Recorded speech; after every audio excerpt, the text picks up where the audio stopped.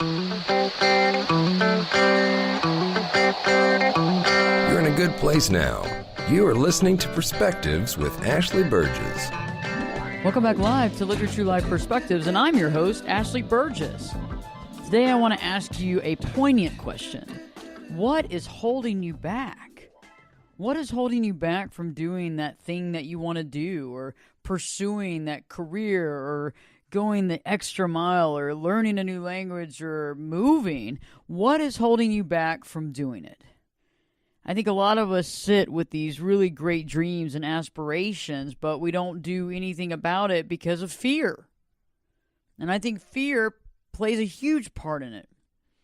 In today's show, I want to illuminate the three things that hold us back, the three ways that we're held back, how to really identify it, and what you can do to let this fear go and actually follow your dreams, your desires, the beliefs you have, and make it a solid reality. So what is holding you back? And I don't know exactly what you're holding yourself back from, but I'm certain that it's something that you think about often. It's something that you think about, you contemplate, you peruse, you daydream about. You might actually even dream about this type of stuff. And for some of you, it just started. And for others of you, it's been something that's been going on for a very long time. And it's interesting how these things can grow and morph and change, but when we're not doing anything about it, and we keep denying our truth, it begins to kind of be bigger than life. It begins to be an even bigger problem. It begins to stress us out more. It's hard to deal with it. We don't know what to do next. We feel like the cards are stacked against us. We feel like we're behind the eight ball. Use your analogy. You get what I'm saying. But one of the main reasons I find when I'm working with mostly the majority of my clients, and when I did my own personal work, and I do this every day, I mean, heck, I have aspirations and stuff that I want to do that I might be a little fearful of doing, and I have to work through that. And so I want to talk about how I work through that on the show right now. Let's talk about fear.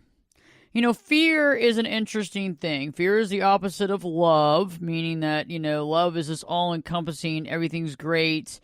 Like I'm talking about unconditional, full-on, real love, not love with a bunch of strings attached. But love is that, you know, just being in the moment, being present, feeling life, all that great stuff. And fear is the opposite, the fear of anything. It's the negative component. It's literally, with love, it's the haves, and the fear is the have-nots. And when we fear about something, we find this fear about something, we have a tendency of holding ourselves back, and it begins with being scared of the unknown. Many of us, for the most part, are scared of the unknown, and that's okay, that's appropriate. But how do we get over that? How do we move past that and move into a different layer, different level of our life? And I find that interesting. I find it very interesting because the unknown is something unknown. That's just what it is. And for many of us, change is a scary thing, okay? And not knowing how something's going to happen or the way something's going to play out or any of that stuff can be very overwhelming to many of us and can cause us a lot of stress. So how do we deal with being scared of the unknown? Well, the only way to get over that is to do it, because then once you do it, it's known. That's the only way, because either you do it, right, and it's known, or you don't. And so you either know it after you do it or you regret because you haven't. So it could be the absolute worst thing possible, but if you haven't done it, you still wonder if it would have been the best thing possible. It could be the absolute best thing in the world, and if you don't do it, you don't know.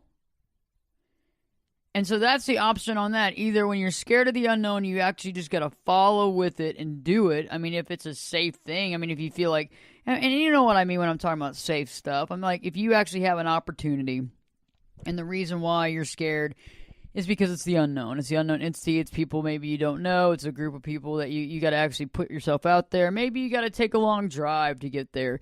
Maybe you actually have to plan to make this a reality. And so there's a lot of stuff out of your comfort zone that you got to deal with, that you've got to come to terms with. And that can be challenging. It can be extremely challenging, and those are things that you want to think about and look at and determine and decide what you want to do. But I think when you're going for something and it kind of falls into your lap to some degree, you might want to see it through to fruition because you're not really sure when the next time will come. The second thing about fear is oftentimes when we have fear, we're not sure of our direction. The direction's unknown. And so that makes fear even more impactful. That makes fear even stronger, right? That makes fear even more powerful. It's even bigger now because we have this being unsure. We have this fogginess. We don't know what direction to go. We don't know how we should be. And so we have all this uncertainty, right? And so that can be kind of scary. Anytime you're uncertain about any sort of direction in life, that can be a little overwhelming. It can be a little scary, and it's something that we need to think about. It's something that we need to work through. And in order to be sure and let go of that fear of not knowing that direction, we've got to create a plan. We got to create a plan, right? We create a plan and we stick with it. We got to say, okay, I want to go from A to B to C. I want to go from here to here to here to here, and I want to do it, but I don't know exactly how I'm going to get there, and that's okay. But you know where you want to go, okay? Knowing where you want to go in life is half the battle, okay? Because if you don't know, you can't get there, and it adds to more confusion. And I think that confusion is kind of fear-based to us too, because confusion is out of our comfort zone because something has changed. Confusion really does come from change. When things change and they're not the same, and there's other stuff going on, we get confused. We might get a little overwhelmed, not knowing exactly what needs to happen. And oftentimes, because of that confusion and we're scared, we don't sit back and appreciate what that is at the moment because we just want to come to some sort of answer, when in reality, we have to allow the uncertainty to sit in with us to probably figure out the reality. Another thing about fear that I find very interesting is that when we are in fear and we're holding ourselves back, we're kind of wanting as much information as possible. We want to have all these nuggets of information. We don't want to have any questions. We want to have all the answers. And is that really honestly realistic? I don't know. I don't think it is. I think trying to have all the answers is not that realistic. I think it's not. I think when you really step back and realize life and its intricacies and the way we live and who we are and what we're about and how everything's kind of happening all at one time, and everything as far as time and life is very circular. And when you begin to realize that, you kind of begin to realize that you're not going to have all the necessary information at all times, but you've got to allow what you have to help you make thoughtful decisions. And those thoughtful decisions are what's so important in our life. Those thoughtful decisions, by using the information we have and not ignoring that information, can take our lives to the next level. Because I think oftentimes when we're confused, right, the confusion makes us feel like we don't know. Even though we are very powerful beings and we do know, we just got to sometimes let things be at the time. A good example of needing more information, and I know this is about relationships and not exactly what we're talking about, but a lot of times when relationships are going south, one person knows about it and has had enough of it, wants to leave the relationship, thinks there's something up on the other side, maybe the other person's cheating or something's going on, but they can't confirm it. And so instead of letting go and saying, you know what, this relationship's not working on a lot of levels, I don't need to have this exact information to decide to leave and to exit stage right. Instead, most of us get into that private eye. We put that private eye cap on, And we want to find that nugget of information that validates that we don't need to be in this relationship. So move it over to your goals right now. How many of you out there are looking for that one nugget of information? That nugget of information to validate that this goal of yours, this dream of yours, what you want to do is perfect for you. No questions. You're not going to have any blowback. Everything's going to be perfect, and it's the best thing you ever did. And, it's the golden goose. And, for the most part, it's probably not going to come. You're going to get small signs. There's going to be signs every day, and you've probably overlooked them because of the fear. We'll talk about that when I return. When I return, I'll be talking more about the two other aspects of ways and people who might be actually holding you back and what you can do about it.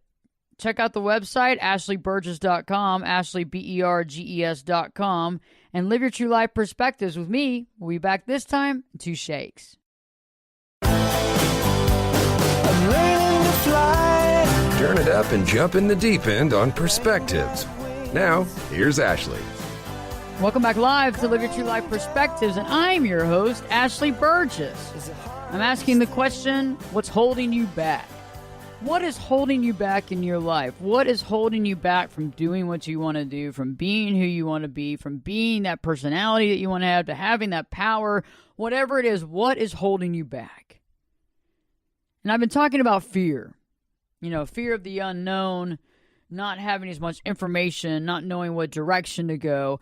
And these are all very crucial and critical in any situation when you're holding yourself back. But like I was saying right before the break about how when people are in relationships that are not really working, when people are in toxic relationships that aren't really working, romantic relationships, the person that knows that it's not working begins to look for clues and things that the other person's doing so that they can exit stage right and feel good about it. And why that is because to some degree, they know it's not working, but they know that there needs to be a big thing. They kind of know that stuff's going on, but they can't pinpoint it because, it's just not coming to fruition. And it might be happening, but they can't get the information they need. And so they stay around in this relationship looking for these clues so that they can go, ah, ha, ha, I knew it. I knew it. I knew you were doing this, or I knew you were doing that, so that they can leave, right? Well, oftentimes we do the same thing in our own life when we're trying to avoid following our dreams because we're waiting for that indication. We're waiting for that sign. That sign that says, this is it. This is it. This is your best and the best. And you know what? This is going to be awesome. And if you do this, your life is going to change forever. Your life is going to be amazing. If you do this, your life is going to be amazing. But usually these things are small. They're very subtle. And if we're too busy dealing with all this fear in our life and we're overcome with this fear, we have a tendency of being unable to see the things that are playing out around us that are telling us, go on and follow your dreams. Okay? Because we're looking for that golden goose sign. We're looking for the big sign that's lighting up, that's like a neon sign that says, go there, young woman, go there, young man, and do that. But when we don't see that big sign, we think, well, it's just a pipe dream.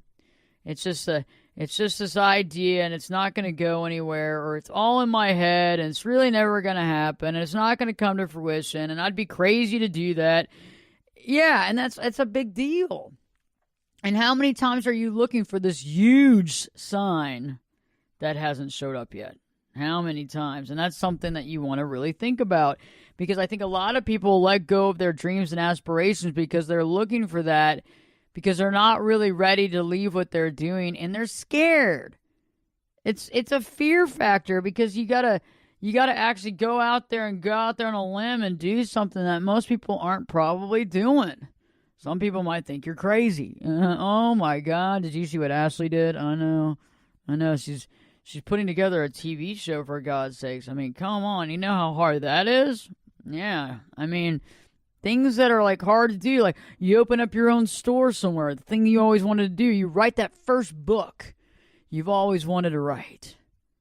People go, oh man, that's tough. Yeah, it's tough. If it wasn't tough, everybody would do it. If it wasn't tough, everybody would do it. And that's the key.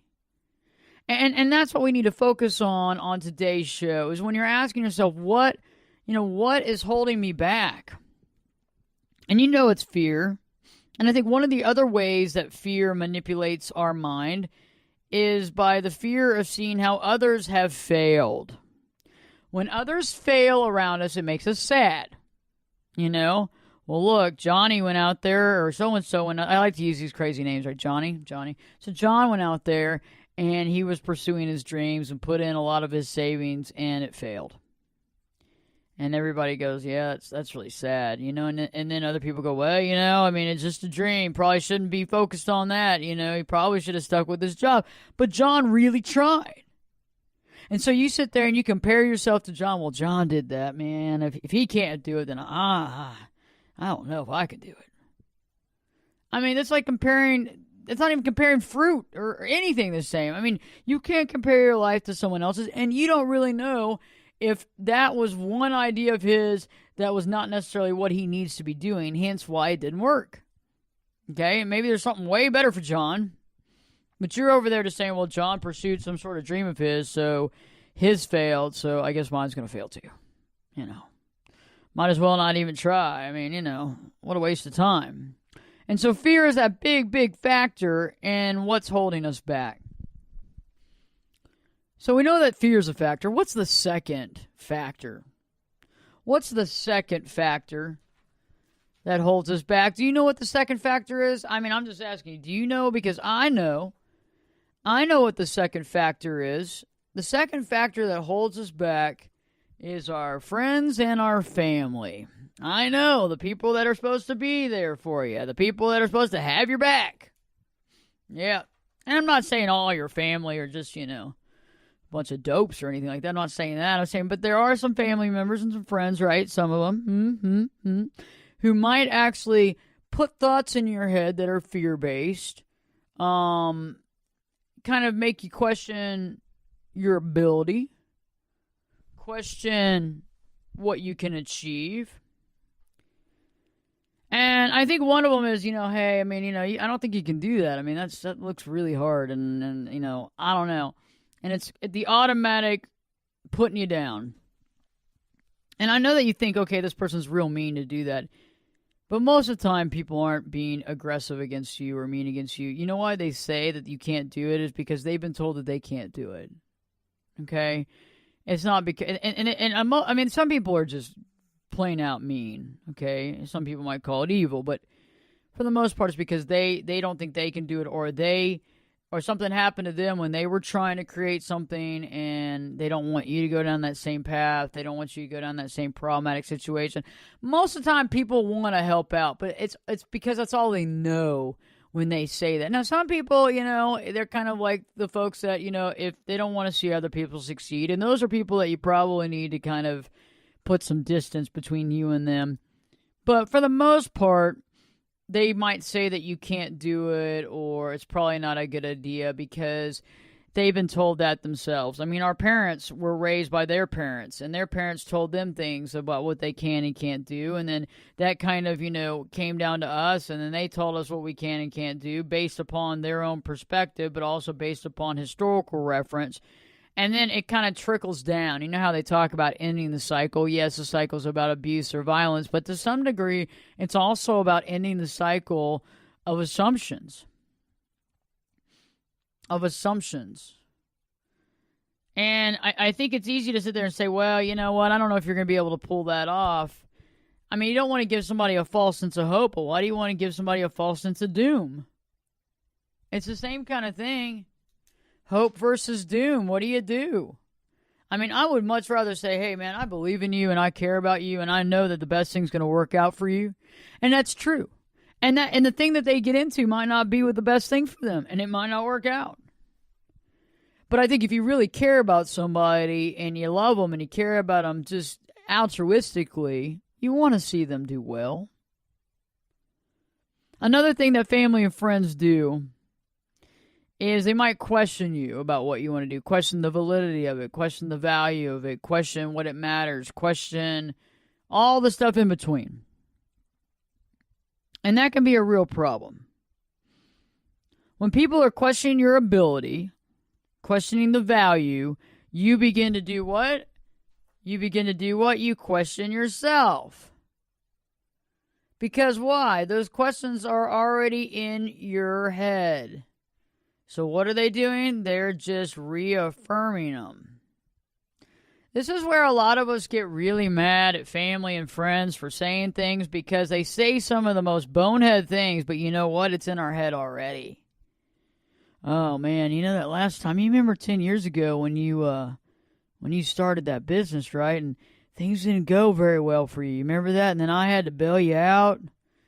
Yeah, and I mean, you still owe me about $1,000. I mean, that was tough times, you know, and I don't want to see you go down that path again. And I don't have any extra money for you to borrow this time.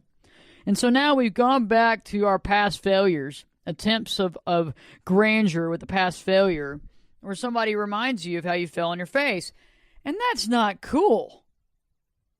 And oftentimes that's what happens. Somebody brings it up about something about you, and it makes you question everything. And it could have been a long time ago. And they bring that up, and it makes you go, well, golly, I don't know if I can do it. Maybe I can't. Maybe this is all in my head. This is all another pipe dream, and maybe I'm going to screw this up just like last time, and maybe they're right, and oh, my God. Oh, no. I hope that's not the case. And it's true. And they bring it up. Stay tuned when I return. I'll be talking more about family and friends and how they impact us in our life and how they can scare us from sometimes achieving our dreams and desires. Live Your True Life Perspectives with your host, me, Ashley Burgess, will be back in. I'll be back this time in 2 shakes.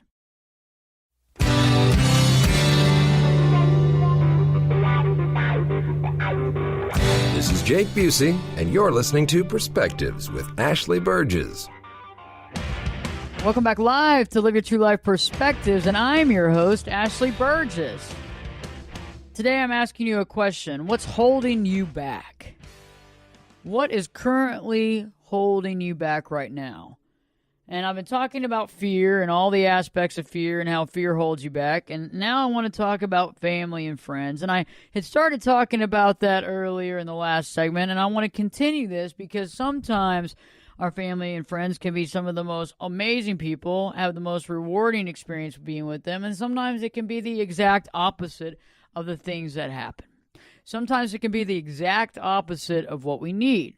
Sometimes people can tell us that we can't do something. Or they'll question us, right? They'll ask us questions. Are you sure you can do this and all this stuff? And what bothers us is we've already questioned ourselves. We've already questioned ourselves. We've already put all this question in our own mind. We've questioned our own selves. And now they're questioning us. Okay? And so it's not that they're just coming up with some random stuff. Basically, what they're saying to you are the questions you've had in your mind forever and the things that you're most scared about dealing with. The stuff that you're most scared about dealing with, and they're bringing it up. And why does it get us so angry? Why does it upset us so much? Well, this is simple. Because those negative thoughts are in our mind already. And then we have someone else telling us those thoughts like they're in our mind, and it's the same thoughts, and we get mad because it's reaffirming this negative concept of who we are, that we can't do something. That good example is like when, you did something really cool before, and maybe it didn't work out. Maybe you tried a business. Maybe you tried moving. For some of you might have moved out of state, found a place, got on your own, and it didn't work out. And it was awful and it was painful. And then you move back home and your family's like, oh, yeah. Well, it was a good try. And then, 4 years later, you get up the gumption to do it again. They go, well, you remember what happened 4 years ago when you moved to New York City and we had to bail you out. We had to come get you because it just was too much stress for you. So, you're going to try that again for real? You think that you would think you already learned that lesson. You sure you want to do that again? You see what I'm saying? I'm telling you.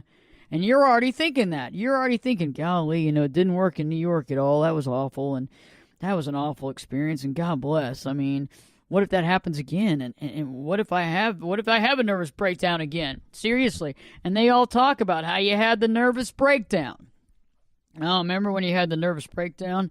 And you're just like, oh my God, what if I have another nervous breakdown? I mean, they're already talking about a nervous breakdown. And it can be overwhelming because they're saying this stuff. And you know why? Because it's your deepest fears. It's the thoughts in your own head. It's that negative fear that's holding you back already. And then they're like the choir. It's like they're doing the backup band. You know, when the lead singer sings that, whatever the words are. And then the backup singers, they sing it again, and then they add a little voiceover to it or whatever. And it's like, hearing it in triplicate. And I don't want to hear that stuff in triplicate. Do you want to hear that stuff in triplicate? I don't. And it's funny how certain family members and friends are so good at doing that. They're so good at making you question your own reality. Oh, God, I wonder if this is all going to be a bad deal. Oh, man. So that's one of the real reasons we got to watch out with family and friends. And sometimes you have to sit back and say, hey, don't you think I've already thought about that? And let's look at it from a positive light. And then sometimes you just got to let it go and realize that's just kind of how they are. And in order to get past this holding back process, we got to allow ourselves to live our life. And that might mean doing stuff that some people think is crazy. You're going to do that again? Oh, my God. Another aspect that family and friends get involved in the dream concept that normally doesn't always work is when they say, I'm really worried about you. When was the last time a friend of yours called you and said, I haven't heard from you in a while, and I'm really worried about you? And how many of you have been working your butt off, been doing 14, 15-hour days at work and, burning the midnight oil, and you're like, you're worried about me for what? Well, I haven't heard from you, You haven't been out and about at the bar lately. I'm starting to worry about you. And you're like, I'm working, man. I'm taking care of my business. But it's funny how they kind of, extrapolate that I'm worried about you, but it doesn't really have a lot of meaning to it. And I think a lot of times that's because they don't know what you're doing. When people don't know what you're doing and you're not telling them, they want to know. And so instead of saying, well, I want to know, I want to get all up in your business, instead of saying that, what do they say? I'm worried about you. I think we need to talk. Is there something that I need to know? Is there something I need to be aware of? You see what I'm saying? That's used a lot. And so a lot of times you got to realize that comment is kind of just, it's a fishing expedition. Okay? They're going fishing. Now, you can allow them to go fishing for as big of a fish or as small as a fish as you want. You can allow them to catch nothing. Okay? But the thing is that realizing that people want to know more information than you're giving, and that's a big deal. Okay? And that's what's so important, is to realize where this is coming from. The last aspect of family and friends and how they impact us is they scare you. They scare you of what could happen. They scare you of possible consequences. They scare you of things that might never come to pass. And this goes back to the being scared of the unknown. And when your family or friend is telling you, it can be even more overwhelming, because these are the people we listen to. These are the people that supposedly care. These are the people that supposedly have our back. And for the most part, I'm sure that most of your family and friends are there for you, and they care about you, and they want the best for you, and all that great stuff, and I'm sure of it. But sometimes they can scare the bejesus out of you. You really think that's a good idea? You're going to start that business? Ooh, God, that looks stressful. You think you can handle that? I mean, that's long hours. You got a lot of responsibilities. I mean, it's like, okay, I get it. I can do this. Let me do it. Like, put me in the game, coach. Don't take me out of the game before I even get in the game. It's unreal. And I have some family members and some friends who love me very much, but they're super, super non-risk takers. Think I'm crazy half the time because I do what I do. And then I have some that they totally get me. They totally understand me. They get it. That's awesome. And then I have some that I do not spend time with. I do not, because they're toxic. They will tell you every single thing that's wrong with every idea, dream, desire you have, and how none of this is going to come to fruition, and you need to get your head out of your butt, and you need to start living a normal life. And I get it. I mean, I understand. I work really hard. Okay? I work really hard. And I get it, but, nobody's going to tell me what I can and can't do. Does that sound familiar to you? You feel the same way? Nobody's going to tell you, because it's not fair. I'm not going around telling people what they can and can't do. You can't do this. You'll never make it out to be that. That's just not right. And to me, when people do that, that to me is kind of a toxic environment. And it's an environment like they're treating me like a child. I'm not a child. I am a child at heart. Yes, I am a child of God, sure. But as far as being told that I need to sit there and mind my business and be quiet, no, we're not doing that. And so I've realized there's some people you're never going to make happy. There's some people out there that you are related to that you probably don't need to spend time with because they're not going to help you. They're not going to build you up. They're going to take you down, man, as fast as possible. And when you're around certain people that are going to take you down and they happen to be related to you and you actually look up to them and they have like a title, like a mom or a dad or something like that, and they're mean and all that stuff, that's really a toxic environment. And I'm not saying to not speak to them ever. I'm just saying just remember what you're getting into and limit the amount of exposure you have to it because you know what? In the end, you have to be right with you. No one else has got to be right with you except for you. Get it? Yeah, exactly. And if you're right with you, it's just awesome. It's just awesome. And you got to find you to do that, And a lot of times there's a lot of people in our lives that are there for a reason. They're there for us to learn who we are. Sometimes the meanest boss is there for you to step up to the plate and finally show the fact that you have power, to show the fact that you can power up, and to say what you feel. Sometimes having that family member that happens to bring you down all the time, you kind of got to jump to the plate and show the fact that, you know what, I'm a human too, and I care about myself, care about my life, and on top of that, you know what, you're not going to talk to me that way. And sometimes, and I would say most of the time, in the end, we got to be our own cheerleader. We can have other people that cheer us on and help us and people that actually believe in us. And that's awesome. And that's a really good feeling and it's awesome to have. But we have to be our number one cheerleader in the end. Because if we're not, then the rest of it doesn't really work out anyway. We have to step up to the plate for ourselves. And that's what truly matters. And without that, we don't have anything. When I return, I'm going to be talking about how we actually hold ourselves back a lot and what we can do about it to overcome this and to move on in an awesome way in our life. Stay tuned because Live Your True Life Perspectives with me, your host, Ashley Burgess, will be back in. I'll be back this time in 2 shakes. You could be my luck. Get in here. You're listening to Perspectives with Ashley Burgess. Welcome back live to Live Your True Life Perspectives, and I'm your host, Ashley Burgess. Today I'm asking you the question, what is holding you back? I've been talking about fear and family and friends and how that can all get in our way, the fear of the unknown, fear of not knowing all the answers, family and friends who can push your buttons, question you, make you worry about stuff, even scare you, some intentionally, some unintentionally, and how that impacts us. We've talked about that. Now let's talk about how we ourselves, me, you, I, hold myself back and how we do it. First way that we hold ourselves back is based on our self-esteem. When we don't have the highest of self-esteem, we have the tendency of questioning ourselves. When we question ourselves, we question the validity of ourselves, we question where we're going, we question our impact, we question if we can make it happen, we question everything in the process. And we begin to wonder if we can actually make something happen. And when we're questioning ourselves and our self-esteem is not as high as it should be, one of the first things we do is, well, you know what? It just might not be able to get done.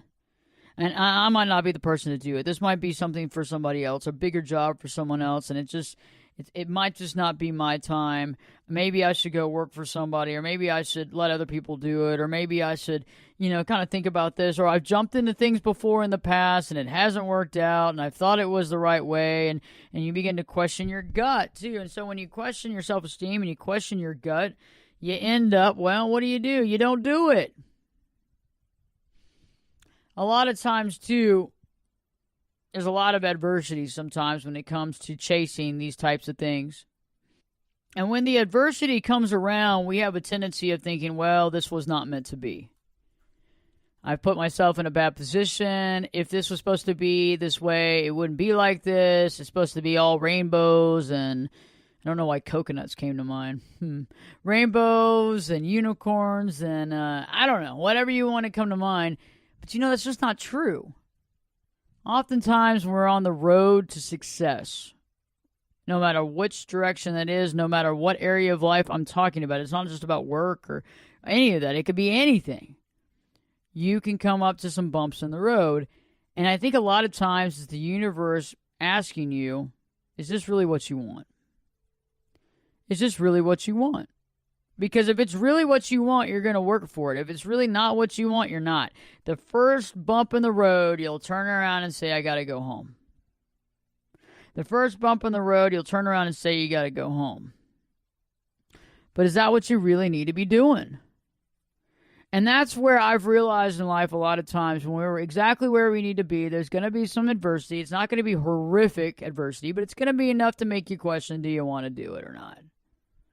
It's not like lobbed up in the center field where you got your mitt, you're out there in center field, and you catch it, and everybody goes, wow, there's a pop-up to center field. No, it's going to be hardcore. You might have to fall into the dirt. You might, fall to make that catch. You might end up having to get, you might hit the ground. You got to, you catch it. You got to go out to second base. You got to do whatever you got to do to make that. But you know what? It is what it is.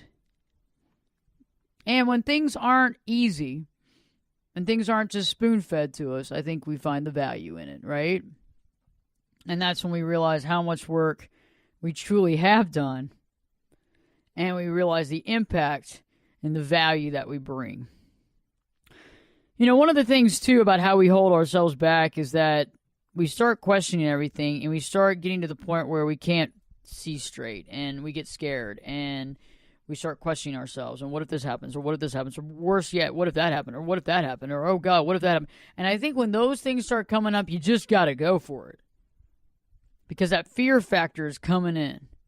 And I think in order to deal with it, you just got to go with it. You got to flow with it. You got to be happy with it, and you got to go with it. And hey, if it doesn't work out, you can always come back. If it doesn't work out, if things don't seem what they need to seem, leave. But at least you know that you showed up. And I think a lot of times when we start getting those questions in our mind, we just got to do it. Another thing about how we hold ourselves back is, a lot of times we wonder, is this really what we want to be doing? Is this really the direction I want to go? And I think you can question yourself to death on this.